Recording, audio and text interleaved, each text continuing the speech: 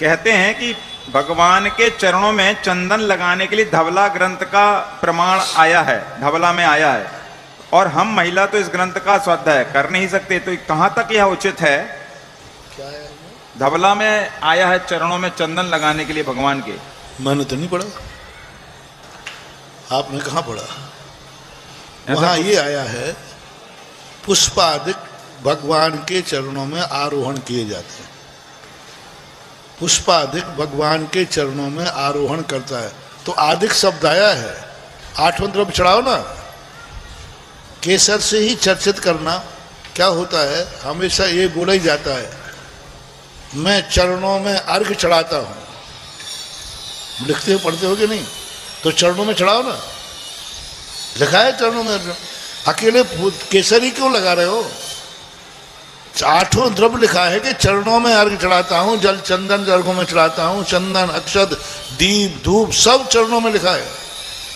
चरणों में दीप चढ़ाता हूं, आता है, चरणों में धूप चढ़ाता हूं। तो चरणों में सभी द्रव्य चढ़ाओ ना। एक बात, यदि चढ़ाने के ऊपर शब्द पे आप जाते हो तो एक बात। दूसरी बात है कि पुष्पादिक अवरोहण शब्द का आया है, तो अवरोहण का अर्थ ये नहीं कि ऊपर ही चढ़ाना, निकट अर्थ में भी सप्तमी विभक्ति आती है। दूसरी बात, एक मानेगा तू यहां क्या खेल रहा है छोकरा, थोड़ा जा महाराज के चरणों में बैठ, कहते हो कि नहीं? महाराज के चरणों में बैठ, भगवान के चरणों में बैठ। तो छोरा घर से आया, तखत पर चढ़ता हुआ महाराज के यहाँ बैठ गया। बोले क्या कर रहा है? बोले मम्मी ने कहा महाराज के चरणों में बैठ, तो मैं तो चरणों में बैठूंगा। बोलो ये भाषा बोली जाती है कि नहीं? लेकिन भाषा का अर्थ क्या है? महाराज के निकट बैठो, तो ये चरणों का अर्थ है। चलो, और फिर भी चलो मैं कहता हूं चढ़ा दीजिए। तो चढ़ाने का तो लिखा है, लगाने का तो नहीं लिखा। चढ़ाने का अर्थ है ऐसा केसर चंदन लिया और ये चरणों में डाल दिया। अब यहाँ तो वो चढ़ाई जाती है तो चढ़ा के, और चढ़ाने के बाद वो निर्माल 24 घंटे भगवान के चरणों में चढ़ी रहती है कि उठा लेते हो? मैं तो सब चीज को समझने को तैयार हूं। पहली बात तो ये समझना। दूसरी, चलो मान लिया तुम्हारा चरणों में चढ़ाना चाहिए, तो चरणों में चढ़ाओ, लगाओ मत चरणों में, फूल रखो मत, फूल चढ़ाओ। जैसे आप अर्घ चढ़ा दे, ऐसे फूल लिए चरणों में चढ़ा दिए।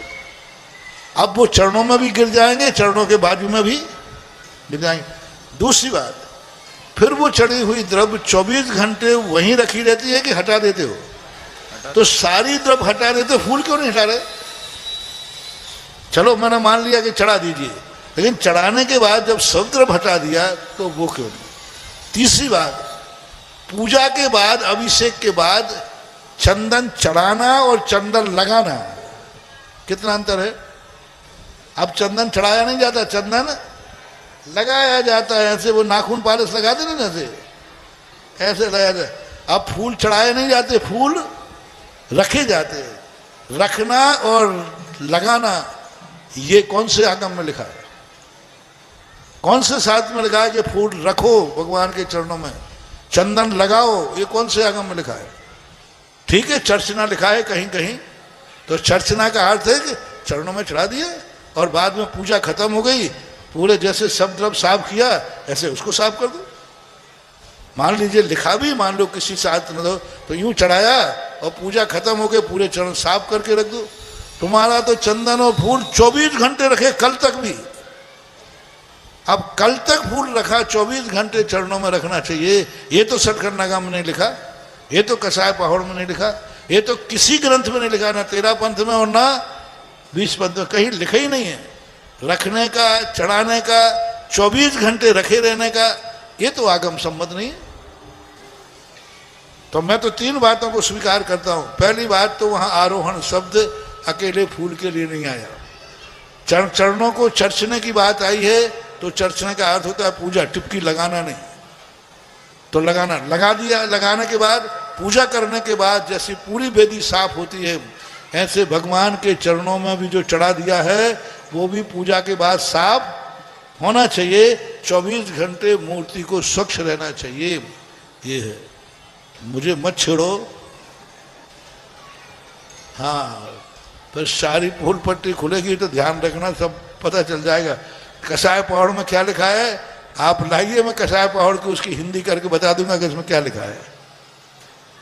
और फिर यदि इतने ईमानदार हो तो भगवान प्रथमान योग में लिखा है कि व्यक्ति को यहां वहां नहीं बैठे, भगवान के चरणों में बैठना चाहिए। तो फिर आप लोगों को भी भगवान के चरणों में ही बैठना चाहिए। बढ़िया वेदी पे जाओ, भगवान के चरणों में बैठो। यदि सही आगम के शब्दों को यथारूप से यदि स्वीकार करना चाहता है, आगम की बात मानना चाहता है, तो आगम में चरणों में लिखा है चरणों में बैठिए। और कई 50 पूजा में लिखा है चरणों में, चरणों ढिग चढ़ाता हो, कुछ लिखा है ना चरणों में। एक शांतिनाथ का आता ना, वसुद्रव्य समारी तुम ढिंगधारी आनंदधारी प्यारी तुम हो एक में चरणों में आएगा, चरणों में अर्घ चढ़ाता हूँ। चढ़ाता हूँ। तो चढ़ाओ, अर्घ चढ़ाओ, पूरा दीप भी चढ़ाओ चरणों में, मैं मना कहाँ कर रहा हूँ। पक्षपात मत करो, अकेले पुष्प ही क्यों चढ़ा रहे हो, 8 द्रव्य चढ़ाइए। और फिर देखिए मूर्ति की क्या दुर्दशा होगी, वो फिर तुम भोगिए।